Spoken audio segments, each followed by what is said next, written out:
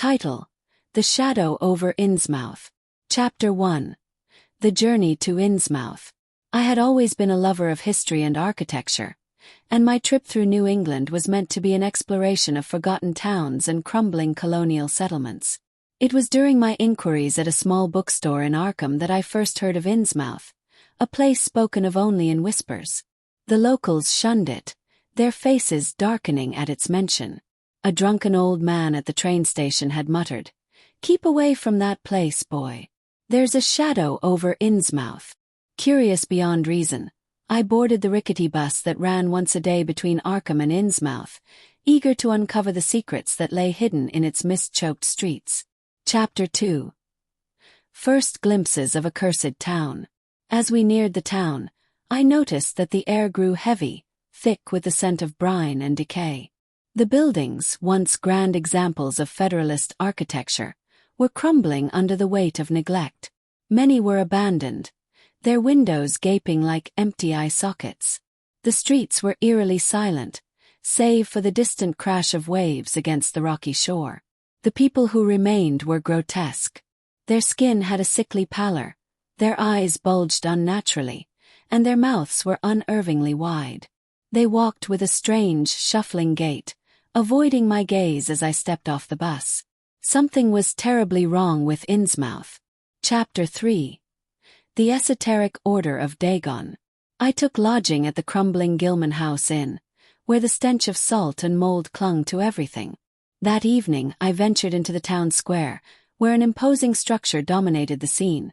The Esoteric Order of Dagon, a church with no cross, its door carved with hideous depictions of sea creatures and alien hieroglyphs.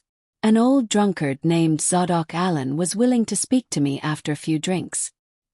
His sunken eyes darted around as he whispered his tale. The townsfolk had made a pact with something in the ocean. Generations ago, Captain Obed Marsh had brought back knowledge of the deep ones, ancient beings from the abyss, neither human nor fish, but something far worse. They gave us gold, fish, power. But we had to give 'em something in return, Zadok slurred. They take our young ones. And in time we change. I felt my blood turn to ice. Chapter 4. The pursuit begins. That night I attempted to leave, but the bus had mysteriously stopped running. I decided to flee on foot, but as I crossed through the darkened alleys, the town came alive. Figures emerged from the shadows, bulging eyes glinting in the moonlight, webbed fingers reaching out. They moved inhumanly fast.